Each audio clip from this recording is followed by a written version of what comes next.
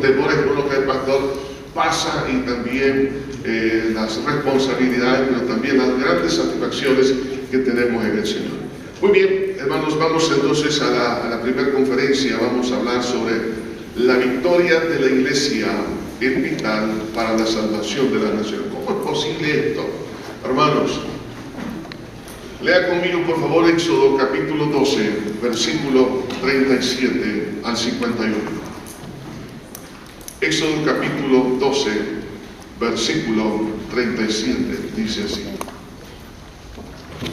Éxodo 12, 37. Partieron los hijos de Israel de Ramesés a Sucot, como 600,000 hombres de pie, sin contar los niños. También subió con ellos grande multitud de toda clase de gente, y ovejas y muchísimo ganado. Y cocieron tortas sin levadura de masa que había sacado de Egipto, pues no había leudado, porque al echarlo fuera los egipcios no habían tenido tiempo ni para prepararse comida. El tiempo que los hijos de Israel habitaron en Egipto fueron 430 años. Y pasados los 430 años, en el mismo día, todas las huestes de Jehová salieron de la tierra de Egipto. Es noche de guardar para Jehová, por haberlo sacado en ella desde la tierra de Egipto. Esta noche deben guardarla para Jehová todos los hijos de Israel en sus generaciones. Y Jehová dijo a Moisés y a Aarón: esta es la ordenanza de la Pascua, ningún extraño comerá de ella, mas todo siervo humano comprado por dinero comerá de ella, después que lo hubiere circuncidado. El extranjero y el jornalero comerán de ella. Se comerá en una casa, y no llevarás de ella carne fuera de ella, ni quebrantaréis hueso suyo. Toda la congregación de Israel lo hará. Mas si algún extranjero morare contigo y quisiere celebrar la Pascua para Jehová, se ha circuncidado todo varón, y entonces la celebrará, y será como uno de nuestra nación, pero ningún incircunciso comerá de él. La misma ley será para el natural y para el extranjero que habitare entre vosotros. Así lo hicieron todos los hijos de Israel, como mandó Jehová a Moisés y a Aarón, así lo hicieron. Y en aquel mismo día sacó Jehová a los hijos de Israel de la tierra de Egipto por sus ejércitos. Precioso Señor, venimos delante de ti dándote infinitas gracias por toda tu bondad, toda tu misericordia.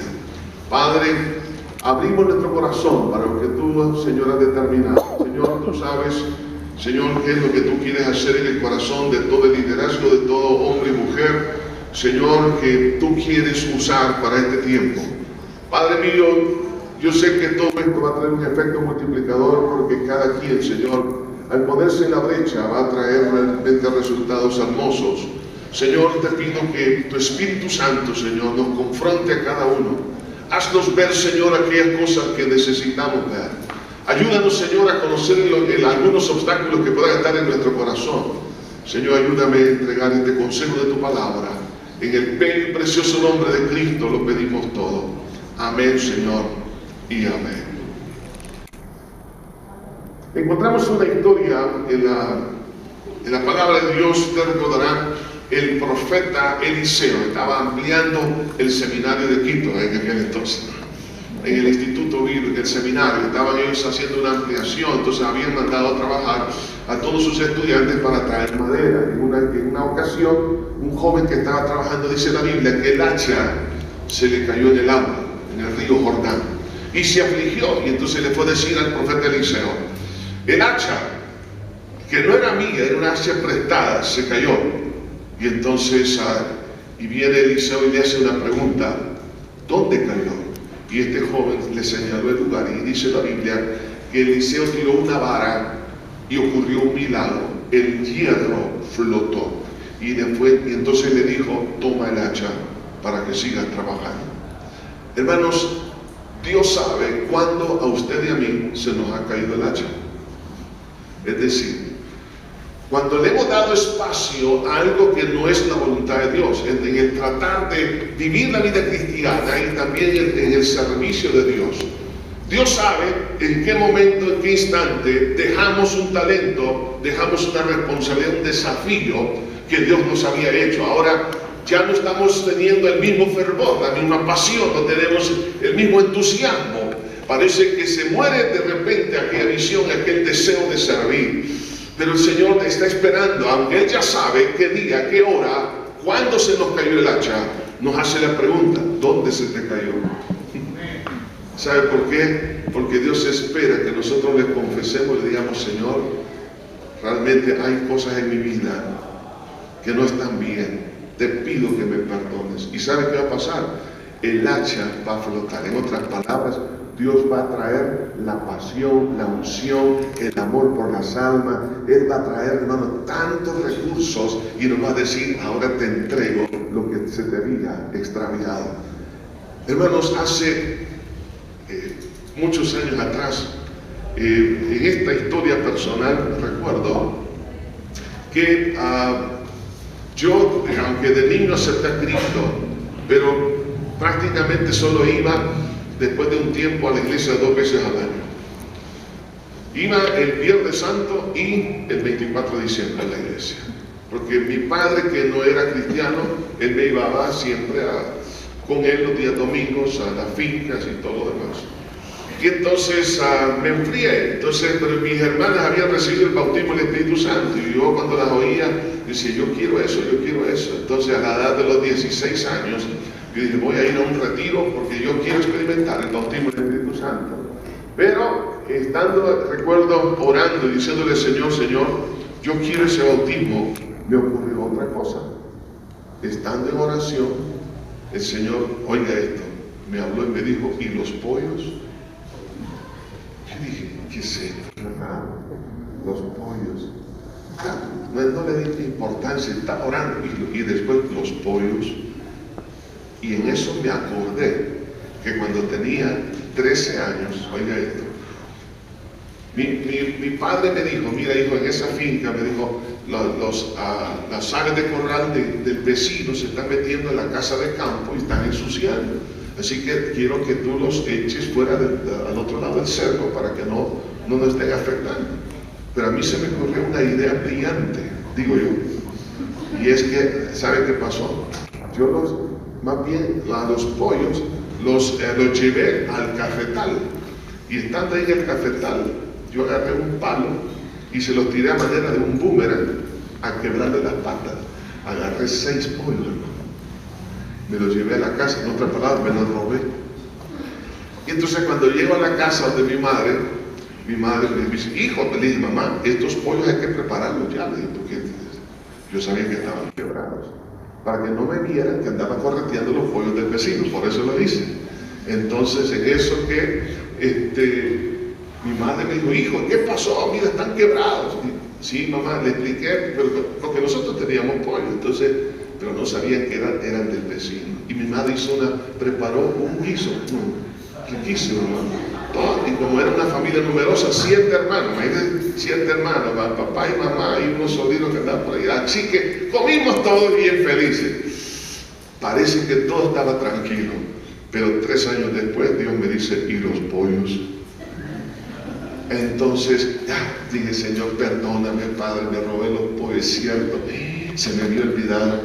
Entonces, pero el Señor me dijo: está bien, pero tienes que restituirlos. ¿Quieres que yo vaya y le diga a ese amigo, al vecino, que yo me robé los pollos? Entonces, y miren, no quiero alargarme en esto porque ni siquiera he entrado al primer punto. Entonces, me recuerdo que le dije: Señor, está bien, voy a ir. Toco la puerta y no estaba el vecino ahí en esa área, en esa finca. Y entonces, pero estaba la esposa, y entonces en ese momento la esposa le dijo: hola, Lisandro, me dijo, bienvenido. Dije: paso adelante. No, le dije: aquí vengo por esto, y aquí le traigo el valor de esos pollos. Mire, hermano, en ese momento, cuando yo le entregué ese dinero y di la vuelta, sentí que un peso había caído de mí.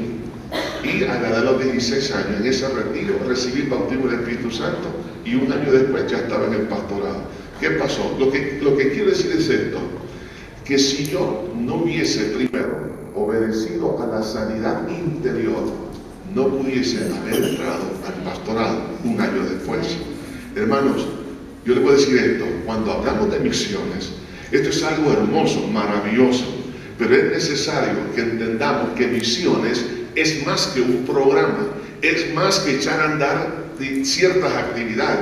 Las misiones comienzan con la limpieza del corazón de cada uno de nosotros.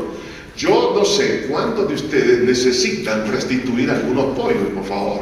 Entonces, algo que tienen escondido, a lo mejor puede ser quizás un vehículo que usted de alguna manera lo obtuvo de una manera que no es justa, no es correcta. Algunos se han robado la mujer del vecino, no digo que sea una pollo. Otros han hecho otras cosas. Usted dice, ¿cómo es posible cómo Dios puede utilizar a alguien? Mire, la nación de Israel estaba en un proceso, estaba en un tiempo de cautividad y no podía hacer una obra de misiones si la nación hebrea no salía de Egipto. En otras palabras, mis hermanos, y perdónenme, pero yo quiero ser muy claro acá y lo voy a hacer como pastor, es que si queremos nosotros alcanzar el mundo para Cristo, nosotros tenemos que salir del mundo para que Dios nos dé la visión de Él, la pasión de Él y la gracia del Señor Jesucristo. No es cuestión de hacer un programa, hablar de misiones, no. Primero nosotros tenemos que ser libres para poder ir y predicar el Evangelio a toda Cristo. ¿Estamos de acuerdo, hermanos? Es por eso el tema, la victoria de la iglesia. ¿Quién es la iglesia? Usted y yo, los que hemos nacido de nuevo. La victoria suya y mía es vital para la salvación de las naciones. Así que es importante que comencemos con el ABC de la vida cristiana y de las misiones. Ahora, vemos entonces aquí, hermanos, de esta nación que había estado cautiva por 430 años. Pregunto, ¿habrá algún tipo de cautividad? Hay hombres que aún son hombres y mujeres de Dios. Hay personas que están cautivas de la pornografía. ¿Cómo podemos ir a llevar el mundo o el Evangelio al mundo si algunos son cautivos de la pornografía?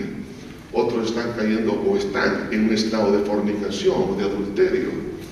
Otros se han robado algo.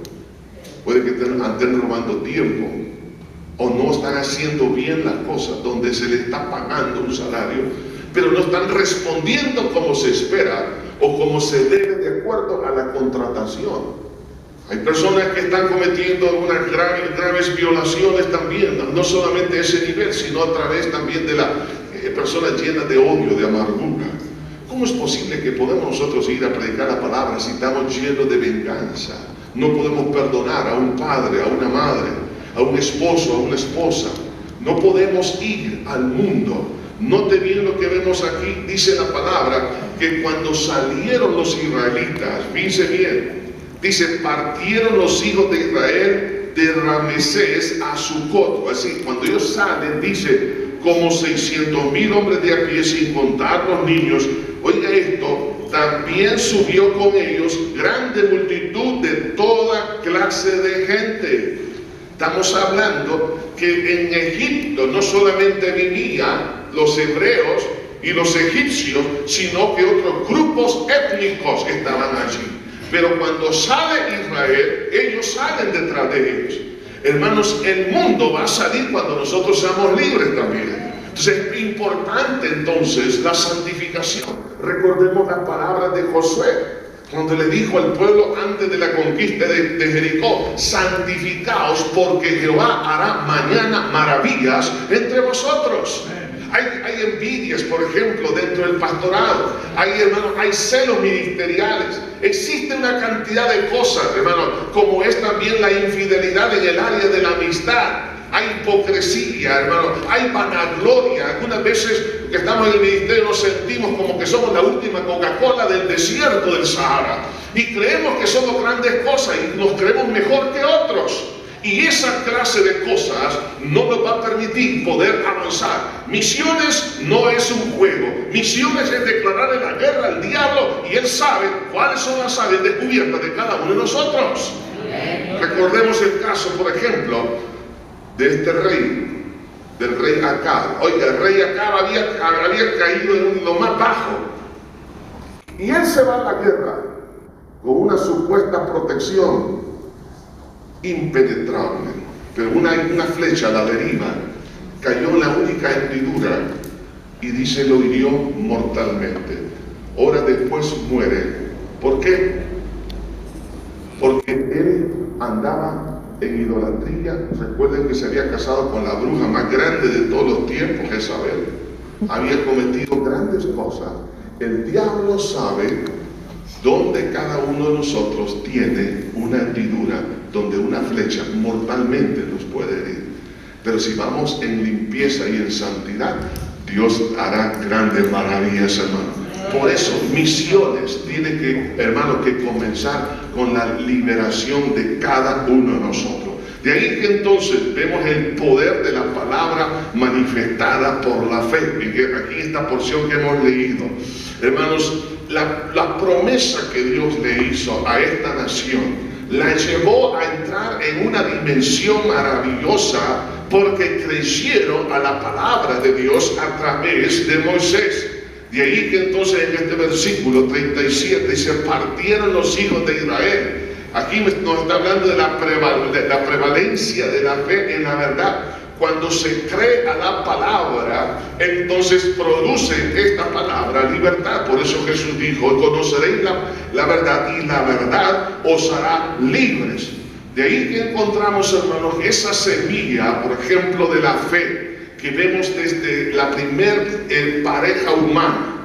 Lo primero que vemos ahí es la fe, y encontramos una batalla a lo largo también de ese proceso de esa semilla. Vemos ahí, hermanos, el tercer hijo de Adán y Eva. Vemos a Set. A Set prácticamente, hermanos, es el que viene la semilla de la fe que empieza a transmitirse o a heredarse a lo largo de las futuras generaciones.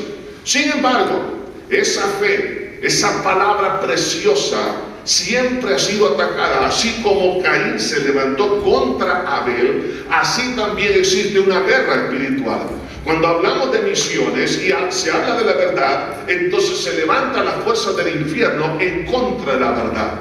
Y Satanás no está jugando. Satanás piensa en matar, hurtar y destruir. Entonces vemos en esta semilla de la fe a través de la descendencia de Set, y se empieza esta a multiplicar, pero vemos también por el otro lado la resistencia al desarrollo de esa fe.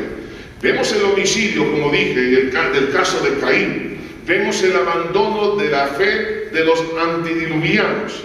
Vemos como también la rebelión de Nimrod y el pueblo allá en Babel.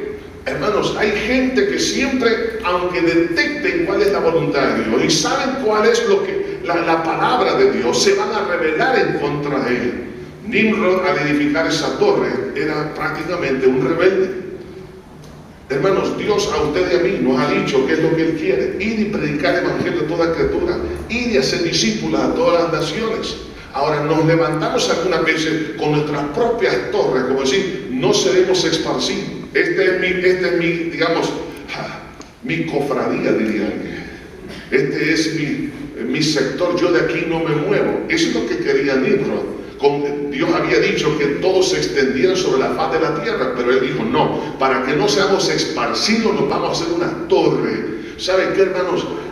Dios no piensa como nosotros pensamos. Él piensa en la extensión, y para pensar en la extensión piensa en la multiplicación, piensa en abarcar toda la tierra. Entonces existe siempre una guerra. De ahí que existen algunos pastores y líderes también que dicen, no, hasta que no ganemos Ecuador para Cristo no vamos a ir a otras naciones. ¿Quién ha dicho eso? Hechos 1:8, cuando dice, y recibiréis poder y me seréis testigos en Jerusalén, en Judea, en Samaria y hasta lo último de la tierra. El tiempo del verbo que está allí en el griego es un tiempo continuo. Es decir, se puede traducir de esta manera: me seréis testigos simultáneamente en Jerusalén, en Judea, en Samaria y hasta lo último de la tierra. No es que hasta que Quito sea ganado para Cristo vamos a entrar en las misiones. Eso no es así. Tenemos que hacerlo simultáneamente, hermanos. Porque la verdad es que si nos quedamos con esa percepción, estoy yo edificando mi propia torre para que no avance la obra de Dios. Vemos, hermanos, cómo a lo largo del proceso de desarrollo de la nación de Israel, Vemos cómo la división, por ejemplo, en la familia de Jacob, los problemas que ocurrieron, el intento de exterminio de la nación, cuando el faraón dice maten a todos los varones. Satanás está pensando en matar o destruir, porque Satanás no quiere que se extienda la verdad sobre la faz de la tierra. Y vemos cómo cayó en esclavitud y en amargura la nación de Israel estando en Egipto. ¿Con qué propósito? Hermano, eso es lo mismo que hoy vemos. ¿Por qué Satanás lo aflige a usted? ¿Por qué me aflige a mí? ¿Por qué nos estorba y trata de detenernos el avance? Estoy seguro que algunos de ustedes han venido acá con muchos problemas personales, problemas familiares, problemas financieros, problemas de salud. Y usted dice, yo quiero, claro, pero el diablo se opone. ¿Sabe por qué? Porque usted y yo tenemos el poder de la palabra de Dios que transforma, cambia vidas y naciones. Entonces Él va a tratar de que usted y yo no crezcamos, no avancemos. Sin embargo, no le vamos a hacer caso al diablo, sino que vamos a creerle al Señor Jesús. Y vemos ahora, hermanos, cómo esta nación entra en otra etapa del crecimiento. Cómo esta iglesia, podemos decir este pueblo de Dios, estando en el proceso de aflicción, empieza un proceso de multiplicación. Entre más los afligían, dice Éxodo capítulo 1, entre más los afligían, más se multiplicaban. No sé si es lo que pasa con la iglesia también. No es lo mismo que pasa con usted y conmigo. Cuando hay más problemas, más crecemos en fe, ¿sí o no? Más crecemos en la dependencia de Dios. Es verdad, lo que ustedes acaban de pasar, los terremotos, el buen terremoto, esto no es para mal.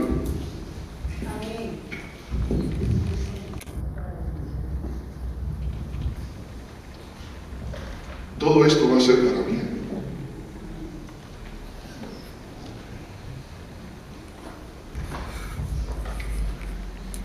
Nosotros hemos vivido tantos terremotos en nuestro país. Los indígenas llamaban al valle donde está asentada la ciudad de San Salvador, la llamaban el Valle de las Hamacas. O sea, estamos en una zona sísmica. Para que ustedes se den cuenta, Honduras no tiene un tan solo volcán, todos están en El Salvador. Y es un territorio tan pequeño. Nosotros tenemos volcanes por todos lados. Mira aquí, mira allá, estos puros volcanes.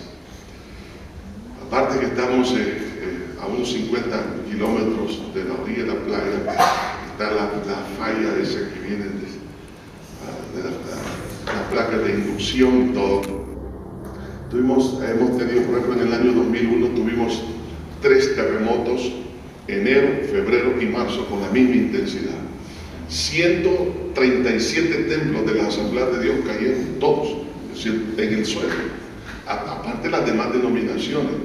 Pero quiero decir esto, hermano, a raíz de ese terremoto, los templos que cayeron ahora son templos más grandes y están más llenos ahora. Tuvimos 12 años de guerra en El Salvador. Para darles una pequeña cifra, en el año 79 había aproximadamente 384 iglesias de la Asamblea de Dios. El año 92 terminamos con 1100 iglesias de la Asamblea de Dios. Solo las Asambleas de Dios. Hoy en día, hermanos, en El Salvador tenemos arriba del 40% de la población que profesa que ha conocido a Cristo Jesús. Que no estamos a la altura que debemos de estar, pero estamos hablando de que ha habido un crecimiento. Lo que quiere decir es esto, que en el tiempo de la aflicción hay multiplicación, así que no se preocupen. Entonces por eso dice la Biblia en el Salmo 4, uno dice, cuando estaba en angustia, tú me hiciste ensanchar. Eso es cierto. Cuando estaba en angustia, Dios nos hace ensanchar. Entonces la iglesia local pasa sus angustias. Ahora, hermano, porque tenemos que pasar por un periodo de prueba, porque es necesario para la formación de nuestro carácter, la formación de nuestra vida espiritual, para que comprendamos el propósito de Dios y renunciemos a los propósitos personales, para que tomemos la decisión de que el grano de trigo tiene que caer en tierra y tiene que morir para que pueda fructificar. Entonces, cuando se habla de misiones, hermano, es necesario que comprendamos que cada uno de nosotros, como iglesia local también, hermano, pasamos por ese período, pero eso solamente es una parte preparatoria para uno de los más grandes crecimientos, hermano, que Dios quiere darnos en los últimos tiempos. Y vemos ahora aquí que la nación de Israel, no solamente ellos salen, y eso es lo que me llama la atención, sino que subió con ellos grande multitud, oiga, grande multitud de toda clase de gentes, de todos los grupos étnicos que estaban allí.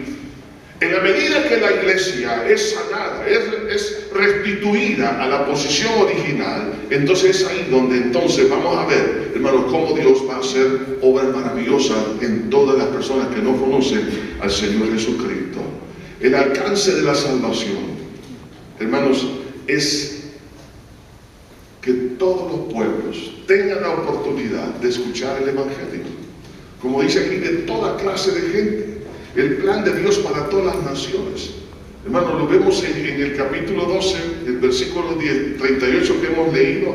Lo vemos también en el Génesis capítulo 12, cuando Dios le dice a Abraham, dice, en ti serán benditas todas las familias de la tierra. O sea, no solamente Israel, sino todos los grupos étnicos. Las misiones, hermanos, es algo que nace en el corazón de Dios y está desde Génesis hasta Apocalipsis. Entonces, si yo me involucro en lo que es el deseo del corazón de Dios, que son que todas las personas tengan la oportunidad de escuchar la palabra, eso, hermanos, hará maravilla. ¿Cómo es que sucede esto, hermano? Es el redarguir hermoso del Espíritu Santo. ¿Cómo es que este pueblo sale con este pueblo de Israel? Estamos hablando que ellos voluntariamente se sumaron, de tantos grupos étnicos que estaban ahí en Egipto. Dice, de toda clase de gentes. ¿Cómo es que pasó esto? En primer lugar, por el mensaje de los hechos milagrosos. Es decir, todos los juicios que cayeron sobre Egipto, ellos entendieron que hay un solo Dios y hay una sola verdad, que no había dos verdades. Que todos los ídolos, todas las mentiras que ellos habían creído por estar inmersos en la cultura egipcia, eso no era real. Entonces ellos, al ver realmente la omnipotencia, al ver la omnisciencia, al ver la eternidad, los atributos gloriosos de Dios a través de los juicios, ellos dijeron, no, este es el verdadero Dios. Entonces el redarguir de Dios vino sobre ellos por el Espíritu Santo, quedaron convencidos de tal forma que ellos salen con los israelitas. Hermano, si nosotros buscamos el rostro de Dios, si nosotros como iglesia volvemos a la íntima comunión con Dios, si volvemos al primer amor, si podemos decirle al Señor, Señor, yo quiero volver, Señor, a esa intimidad contigo. Ya no quiero tener una vida cristiana mediocre, sino quiero consagrarme a ti. ¿Sabes qué va a pasar? Sin que nos demos cuenta, otras personas nos van a empezar a seguir. ¿Quiénes son quiénes van a ser los primeros? Los que son miembros de la familia. Esos extranjeros que están ahí. Será el esposo que es inconverso. Al ver a usted, estimada esposa, que usted está consagrada a Dios, la va a seguir. Les cuento esto. Mi madre, recuerdo que ya todos los días teníamos devocional en casa. Por supuesto, que los que éramos los más pequeños, mi padre no era católico, de nombre nada más, pero cuando ella nos tenía en su habitación orando, leyendo la Biblia y dando los consejos, unos 20 minutos aproximadamente diarios, recuerdo que una vez mi padre llegaba y abría la puerta y decía palabras no muy convenientes y nos levantaba, pero mi madre jamás se puso de pie, seguía orando con lágrimas. Yo me le quedaba bien. Yo vi a mi madre llorar y decía, Señor, salva a Héctor, así se llamaba mi padre, salva a Héctor. Mi madre oró 40 años por mi papá. Así que, estimada hermana, es que yo tengo 3 años de orar por mi esposo, le faltan 37. Pero el caso es que, mire, de repente mi madre decía, mire, ya vengo, voy a la iglesia. Y entonces, en eso, él decía, no vayas. No te preocupes, Héctor, yo voy a la casa de Dios. Nunca le hizo caso en esas cosas. En las cosas espirituales hay que obedecer a Dios antes que a los hombres. Y entonces, ella siempre hizo oración, siempre estaba todo, no se dejó amedrentar. Pero ¿sabe qué?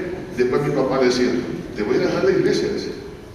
En el vehículo la iba a dejar y la iba a recoger.